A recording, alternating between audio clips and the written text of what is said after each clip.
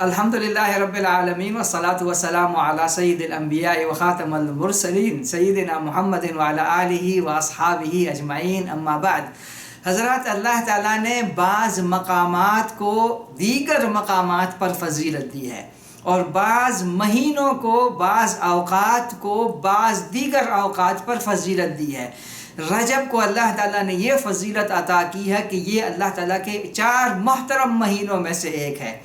اس محترم مہینے میں، رجب کے مہینے میں کثرت سے عمومی طور پر نیک اعمال کیے جائیں۔ اس کے کسی خاص دن میں، کسی خاص رات میں کوئی خاص عبادت نہ کی جائے، بلکہ عمومی طور پر جتنا ہو سکے انسان سے کثرت سے نیک اعمال کرے۔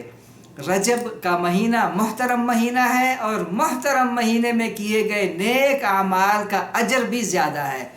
لیکن اس کے ساتھ ساتھ ایک بات بڑی اہم ہے، اور وہ بات یہ ہے کہ محترم مہینے میں جس طرح سے نیک عمل کی فضیلت زیادہ ہے، اس پر زیادہ اجر ملتا ہے دیگر مہینوں کی نسبت، اسی طرح سے محترم مہینے میں اگر کوئی آدمی گناہ کرتا ہے تو اس کا وبال دیگر مہینوں کے مقابلے میں زیادہ ہوگا، کیونکہ محترم مہینہ ہے، اللہ نے اس کو مقدس اور محترم قرار دیا ہے۔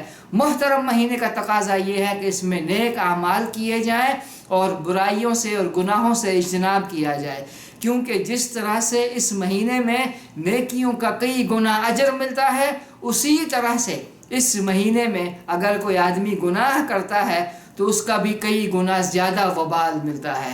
اللہ تعالی ہم سب کو محفوظ فرمائے۔ اللہم صلی علی سیدنا محمد وعلی آلہ وصحبہ وسلم۔ اللہم صلی علی سیدنا محمد